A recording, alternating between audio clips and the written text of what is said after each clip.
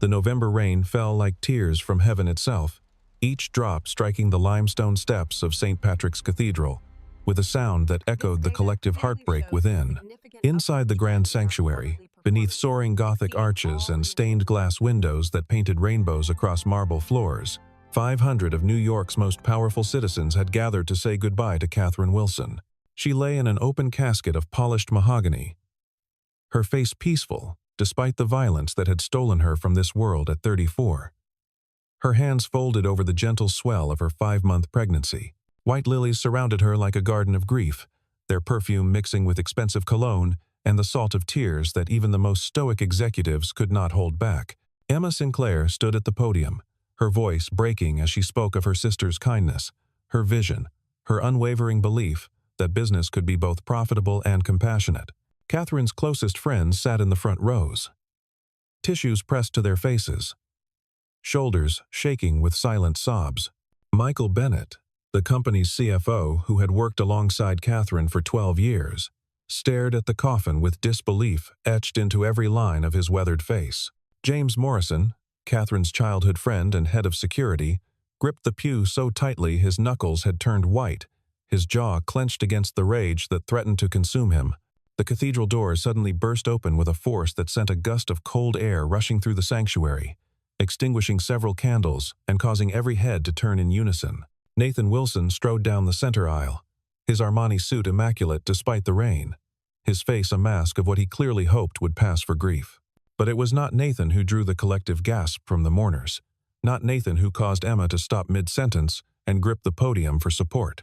It was the woman on his arm, Vanessa Crawford, her red dress a slash of blood against the sea of black, her stiletto heels clicking against the marble floor like a countdown to disaster.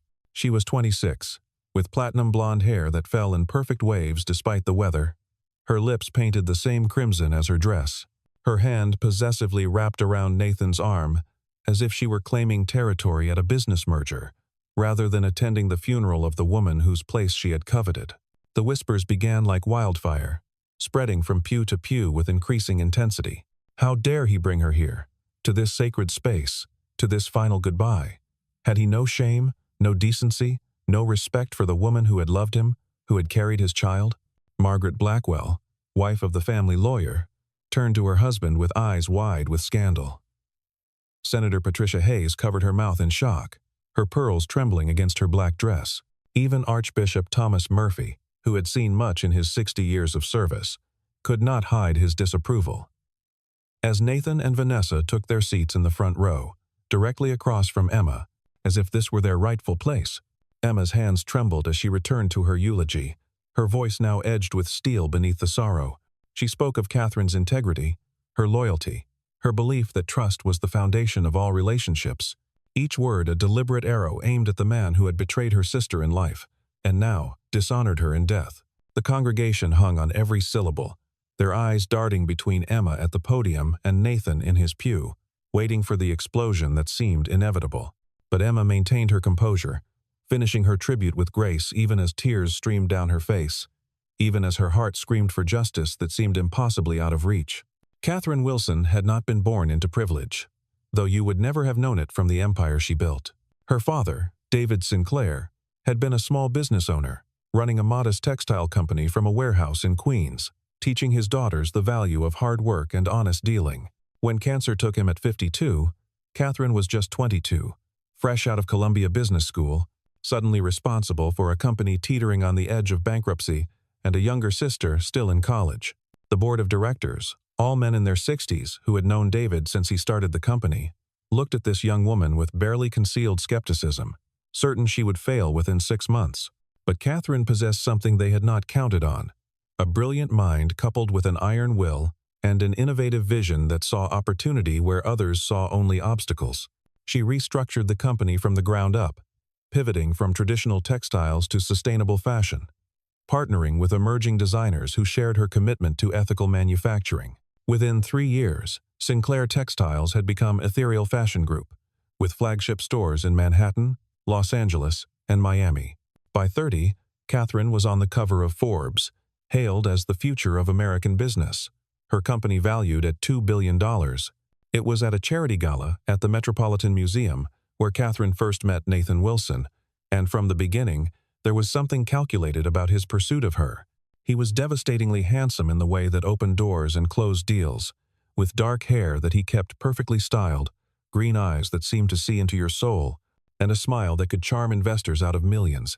He worked in mergers and acquisitions for a competing firm, or so he claimed, though later investigations would reveal his position was far less senior than he had implied.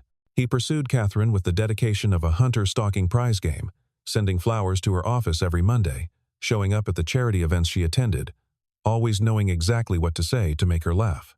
Catherine, who had spent her 20s building an empire while her peers were building relationships, was vulnerable to Nathan's attention in ways she did not recognize until it was too late.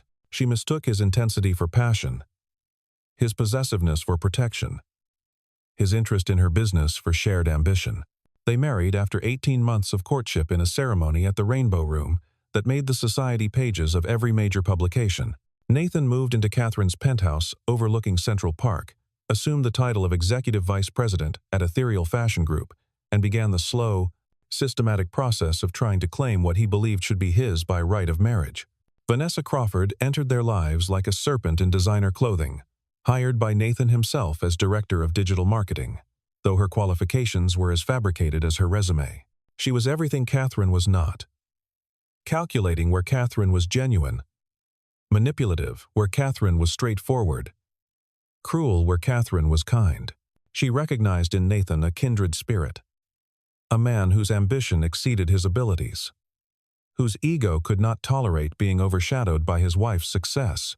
She began with small gestures, staying late to help Nathan with projects, praising his ideas in meetings while subtly undermining Catherine's, creating an alliance built on shared resentment and barely concealed desire.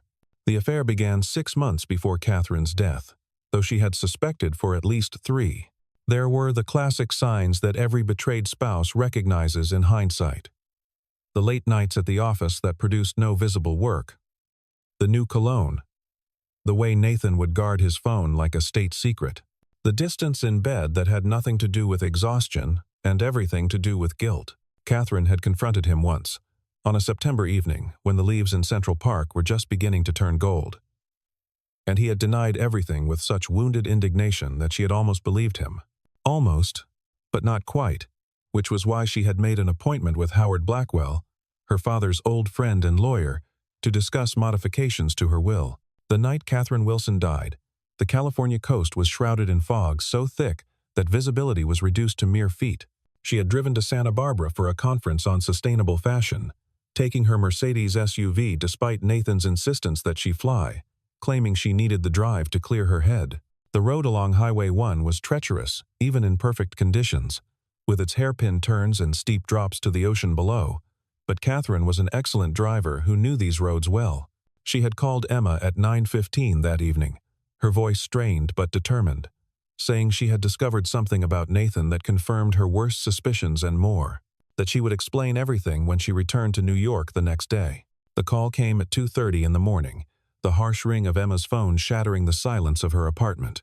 The California Highway Patrol officer's voice was professional but gentle, the words he spoke impossible to comprehend even as Emma heard them clearly. Catherine's vehicle had gone over the cliff at Devil's Point, a notorious stretch of road where the guardrail was more suggestion than protection. The car had plummeted 200 feet before striking the rocks below, bursting into flames upon impact.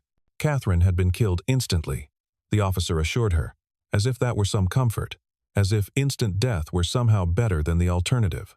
The initial investigation suggested a tragic accident, perhaps a moment of distraction, a deer in the road, the fog obscuring the curve until it was too late.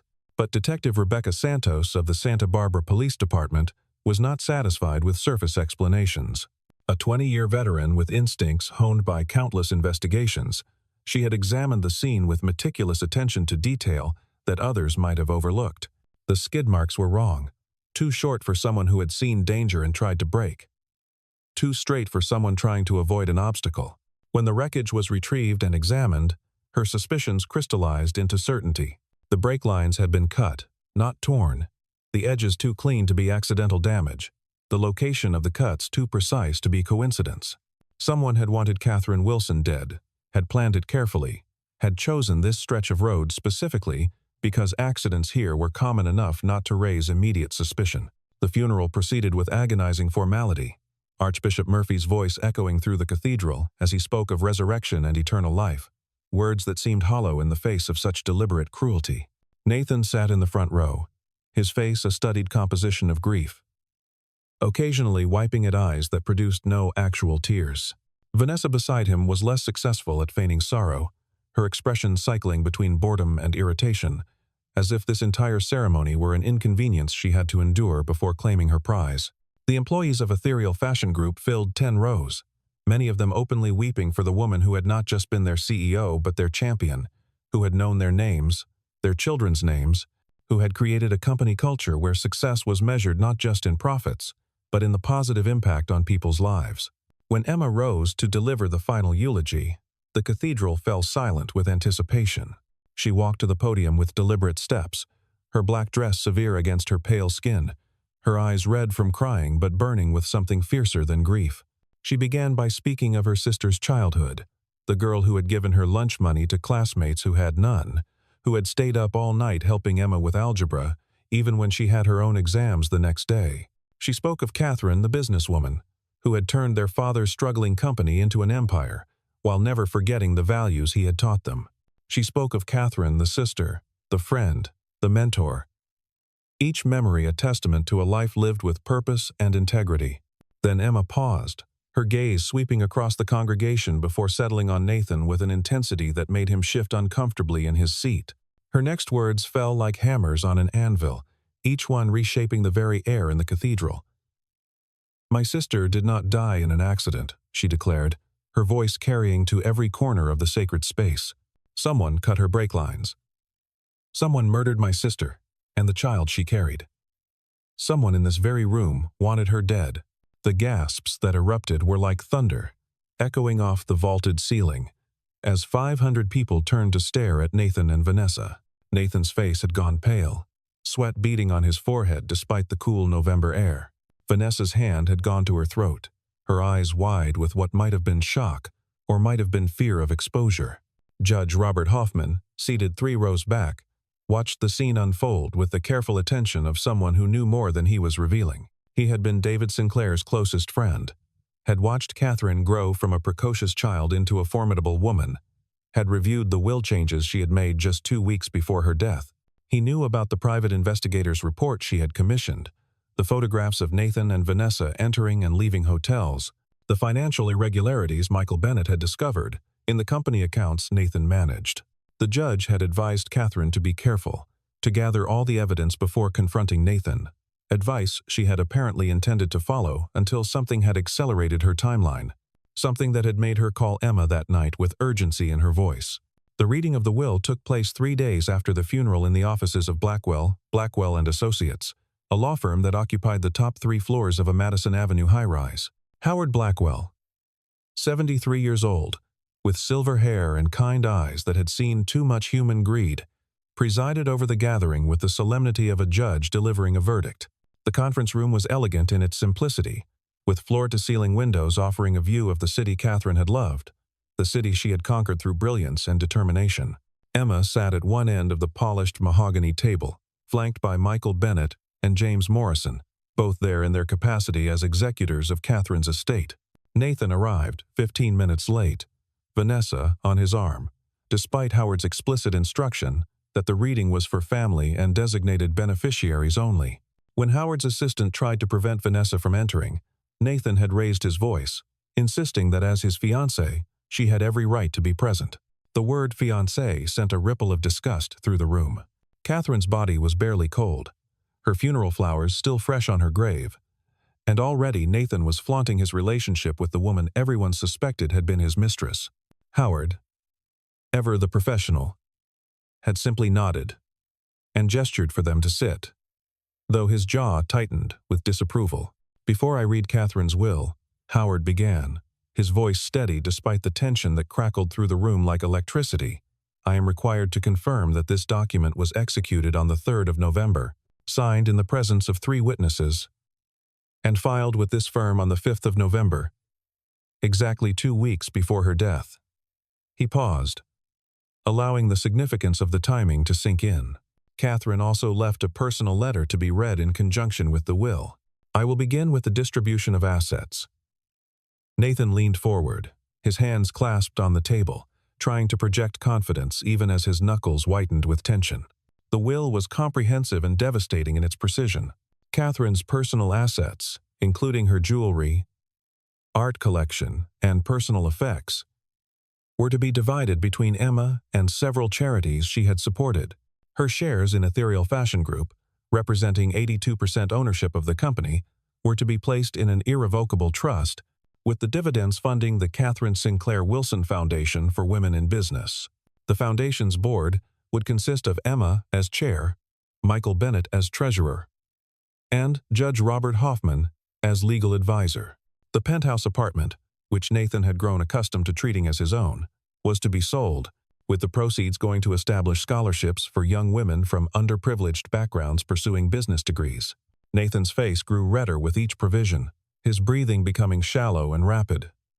When Howard reached the section regarding Nathan specifically, the room held its collective breath. To my husband, Nathan Wilson. Howard read, his voice carefully neutral. I leave the sum of $1. This being the full extent of what I believe our marriage was worth in its final months. The prenuptial agreement he signed, which he seems to have forgotten, remains in full force. He is to vacate the penthouse within 30 days and is hereby terminated from his position at Ethereal Fashion Group, effective immediately. Vanessa's sharp intake of breath was audible, her perfectly manicured nails digging into Nathan's arm. This was not the outcome they had anticipated, not the windfall they had expected to inherit. Nathan shot to his feet, his chair scraping against the floor, his face contorted with rage. This is illegal, he shouted, spittle flying from his lips. I'm her husband. I have rights. That prenup was signed under duress. Howard regarded him calmly. Having anticipated this reaction, the prenuptial agreement was reviewed by your own attorney at the time, Mr. Wilson.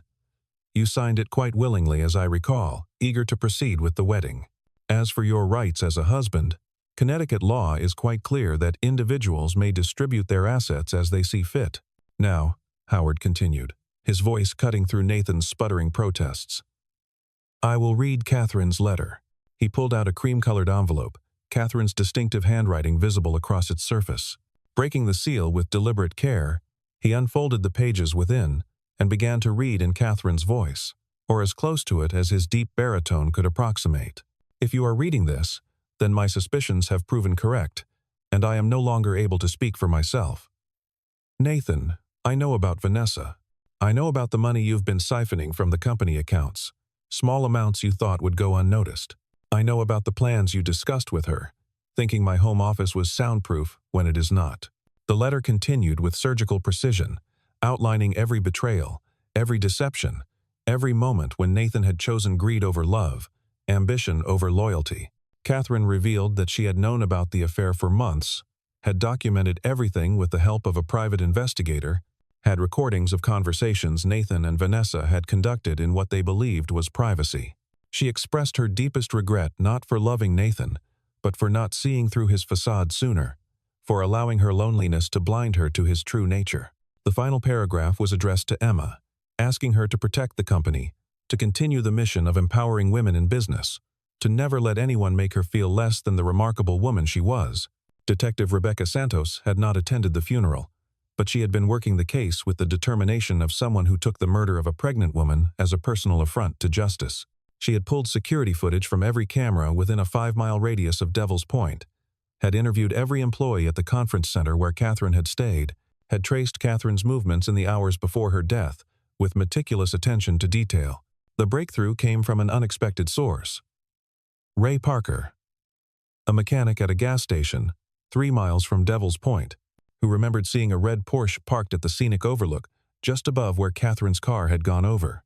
Ray was the kind of witness prosecutors dream about, observant, detailed, with no connection to any of the parties involved. He remembered the Porsche because it was a rare model, a 911 Turbo in Guards Red, and because it seemed odd for such an expensive car to be parked at that overlook at 10:30 at night in heavy fog.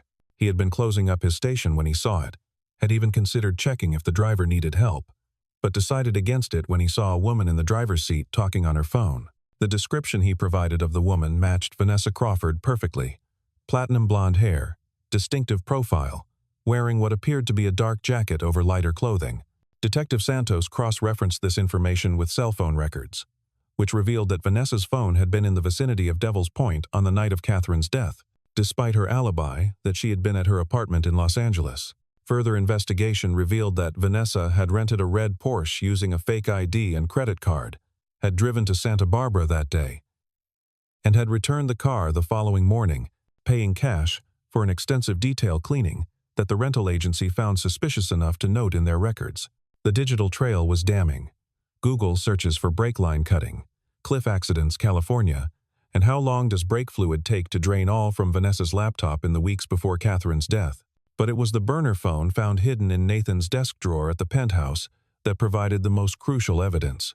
The phone contained a single text conversation between two unregistered numbers, but the content was unambiguous. "She's leaving the conference at 9, Highway 1 as discussed." Confirmed. The modification is complete. Make sure you're visible at the restaurant. Establish your alibi. Already here, with 3 witnesses. Good luck. The timestamps corresponded exactly with Catherine's departure from the conference and Nathan's presence at a business dinner in Los Angeles, an alibi that had seemed airtight until investigators realized one of the participants had no issue with being involved. Nathan's world began to crumble with the swiftness of an avalanche. The revelation at the will reading had been merely the beginning.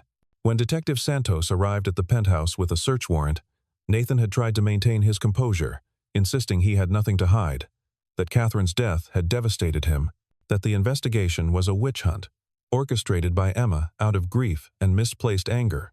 But as the evidence mounted, as the detective presented him with the text messages, the phone records, Ray Parker's testimony, his facade began to crack like ice under pressure. "I didn't know she was going to kill her," Nathan said finally, the words tumbling out in a desperate rush. "Vanessa said she would just scare her, maybe cause a minor accident. Something that would leave Catherine incapacitated long enough for us to take control of the company. I never agreed to murder. You have to believe me." Detective Santos regarded him with the kind of contempt reserved for those who hide behind technicalities while standing in the blood of their victims. Whether Nathan had explicitly ordered Catherine's death or had simply created the conditions for it to occur, he was culpable in the eyes of the law and in the court of public opinion.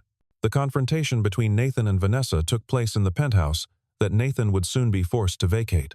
He had asked her to come over, claiming they needed to discuss their legal strategy, but the moment she walked through the door, the rage he had been suppressing erupted like a volcano. "You killed her," he screamed, his voice raw with a combination of fear and fury. "You actually killed her. This wasn't the plan."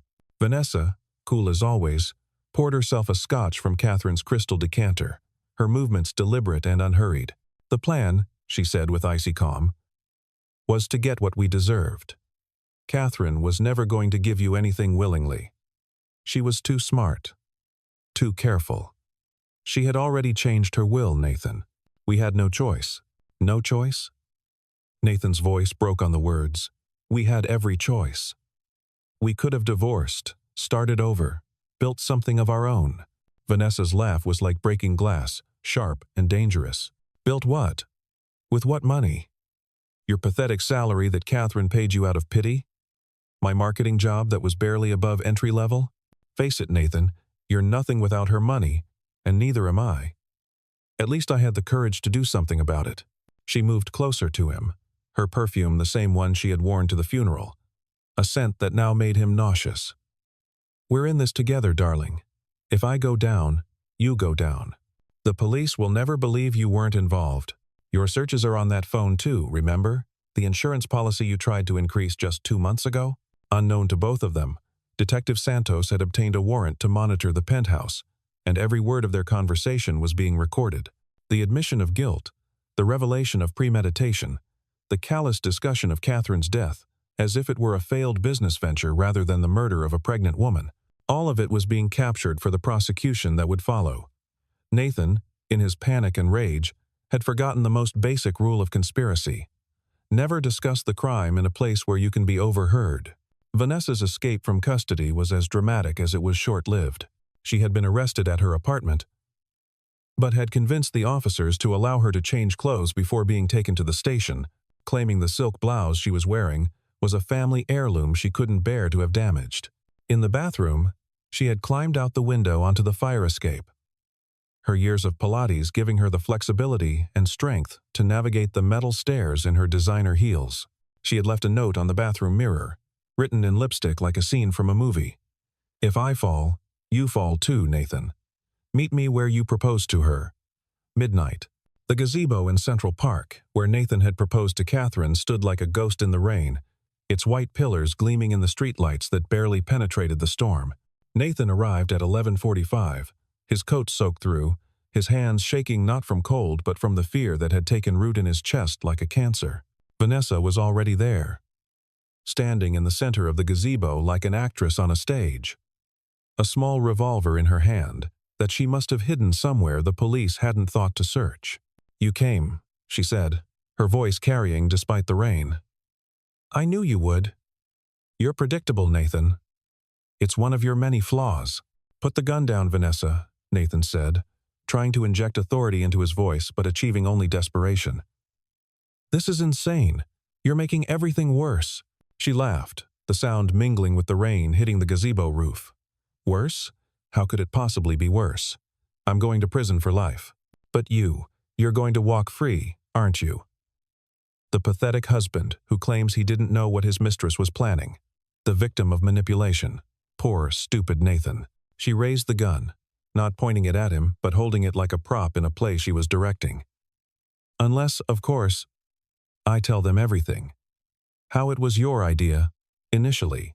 How you researched the brake lines. How you chose the spot on the highway." "That's not true," Nathan protested, taking a step forward despite the weapon. "I never wanted her dead. I loved her once, Vanessa. Despite everything, I loved her." The admission seemed to surprise him, as if he had forgotten that, beneath his greed and resentment, there had once been genuine feeling. "But you poisoned everything. You made me believe I deserved more, that Catherine was holding me back, that we could have it all if we just had the courage to take it." The sound of sirens in the distance grew louder, and Vanessa's composure finally cracked. "They're coming," she said, her voice rising in pitch. "Help me get away, Nathan. We can leave the country. Start over. I have money hidden. Enough for both of us." Nathan looked at her then, really looked at her, and saw her for what she truly was. A predator who had identified him as prey, who had exploited his weaknesses and amplified his worst impulses until he had become complicit in the murder of his wife and unborn child. The police surrounded the gazebo, their flashlights creating a constellation of lights in the rain, their voices calling for Vanessa to drop the weapon. In that moment, Nathan made the only decent decision he had made in years. He lunged forward, not to help Vanessa escape, but to grab the gun. They struggled, their bodies locked in a grotesque dance, the gun firing once into the air before Nathan managed to wrench it from her grip and throw it into the darkness beyond the gazebo. The trial of Vanessa Crawford became the most watched legal proceeding in New York that year, with court television providing gavel-to-gavel coverage and legal experts analyzing every piece of evidence on nightly news programs. The prosecution, led by District Attorney Marion Rodriguez, presented a case that was as methodical as it was damning. Ray Parker testified about seeing the red Porsche, his memory clear, and his testimony unshakable despite the defense's attempts to discredit him. The rental car employee explained the suspicious cleaning request and identified Vanessa from a photo lineup. Digital forensics experts detailed the web searches, the phone records, the text messages that created a clear timeline of premeditation. Emma testified about her sister's fears in the weeks before her death, the changes in Catherine's behavior, the phone call that night that would haunt Emma forever. She spoke with quiet dignity, refusing to look at Vanessa even when the defense attorney tried to suggest that Emma's testimony was motivated by grief rather than fact. Michael Bennett presented the financial evidence, the embezzlement that provided motive, the insurance policies that Nathan had tried to modify. Even Nathan himself was called to testify, granted immunity in exchange for his cooperation, though the immunity could not protect him from the disgust visible on every face in the courtroom as he detailed his relationship with Vanessa, his knowledge of her plans, his failure to warn Catherine despite knowing she was in danger.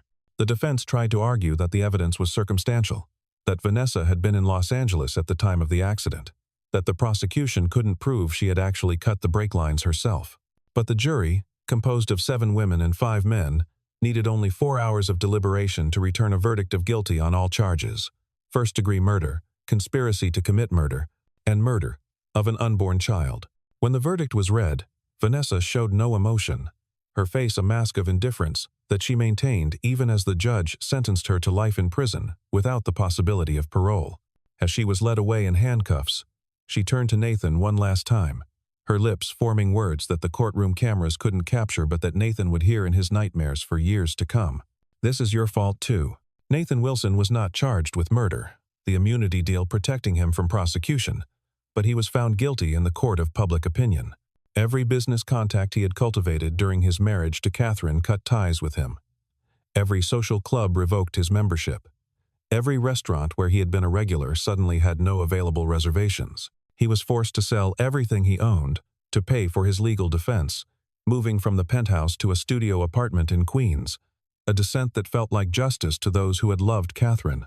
The media followed his fall with relentless attention, until he simply disappeared one day, leaving no forwarding address, no trace of where he had gone. He resurfaced 3 years later in a small town in Montana, working as a short-order cook in a diner that catered to truckers and travelers passing through on their way to somewhere more important. He had changed his name to Nicholas Williams, grown a beard that covered the face that had once graced society pages, developed a stoop to his shoulders that made him appear older than his 42 years. No one in the town knew who he had been, what he had done, the role he had played in the death of a remarkable woman. He lived quietly, anonymously, sending half of his meager earnings each month to the Catherine Sinclair Wilson Foundation through a complex series of money orders that couldn't be traced back to him. The foundation, under Emma's leadership, had grown beyond even Catherine's ambitious vision. It provided seed funding for over 300 women-owned businesses in its first 5 years, created mentorship programs that paired successful female executives with aspiring entrepreneurs, and established the Catherine Wilson Business School for underprivileged women. Emma had taken her sister's company and transformed it into something even more remarkable, expanding into international markets while maintaining the ethical standards Catherine had insisted upon.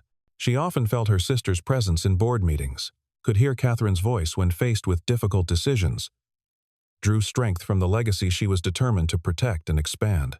Michael Bennett remained as CFO, his loyalty to Catherine extending to fierce protection of her vision and her sister. He had testified at the trial that Catherine had suspected the embezzlement for months, had been gathering evidence methodically, had planned to file charges the week after she returned from Santa Barbara. The stolen funds were recovered through forensic accounting. Every penny Nathan and Vanessa had taken traced and returned to the company. James Morrison, racked with guilt that his security measures hadn't prevented Catherine's murder, dedicated himself to protecting Emma with an intensity that bordered on obsession, installing state-of-the-art security systems and personally vetting every person who came into Emma's orbit.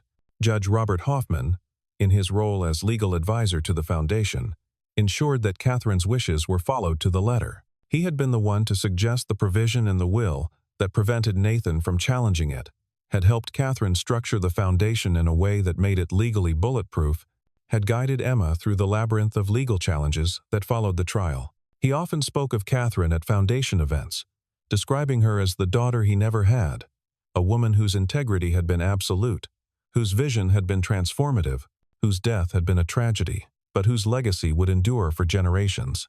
Every year on the anniversary of Catherine's death, a single white lily appeared on her grave, always before dawn, always without a card. The cemetery groundskeepers assumed it was Emma or another family member, but Emma knew she hadn't left them, and she had asked everyone else who might have. It wasn't until she hired a private investigator out of curiosity that she learned the truth. Security footage showed a figure in a hooded coat, face obscured, placing the flower with careful precision before disappearing into the pre-dawn darkness. The investigator tracked the flower purchase to a shop in Montana, paid for in cash by someone matching Nathan's reformed description. Nathan also carried something else with him through his days of exile and penance, a silver pocket watch that had belonged to Catherine's father. One of the few things she had kept from her childhood, an item she had treasured not for its monetary value, but for what it represented. She had given it to Nathan on their wedding day, had it engraved with words that now burned like acid in his consciousness. Time is our most precious gift. Spend it wisely. He had found it in his coat pocket after the funeral, couldn't remember how it had gotten there, suspected Emma had placed it there, as a reminder of what he had destroyed. He wound it each morning, the mechanical action a ritual of remembrance and regret, the ticking a constant reminder that Catherine's time had been stolen, while his stretched endlessly forward. The pocket watch became his talisman and his torment, a physical connection to the life he had destroyed through greed and weakness. Sometimes, late at night, in his sparse apartment above the diner, he would hold it to his ear and listen to its steady rhythm, imagining he could hear Catherine's heartbeat, the heartbeat of the child who never had a chance to be born. He thought about ending his own life more than once, but something always stopped him. Perhaps the knowledge that his suffering was the only justice Catherine would receive beyond Vanessa's imprisonment. Perhaps the hope that his anonymous donations to the foundation were a form of atonement, however inadequate. On what would have been Catherine's 40th birthday, Emma received an unexpected package at the foundation offices. Inside was the silver pocket watch, polished to a shine, accompanied by a letter in handwriting she didn't recognize but somehow knew was Nathan's. The letter was brief, just a few lines. She deserved better than what I gave her. You deserve to have this back. Tell her story so that others might choose differently. May her legacy outlive us all. Emma held the watch, feeling its weight, remembering how her father had carried it, how Catherine had treasured it, how even Nathan had ultimately understood its message too late.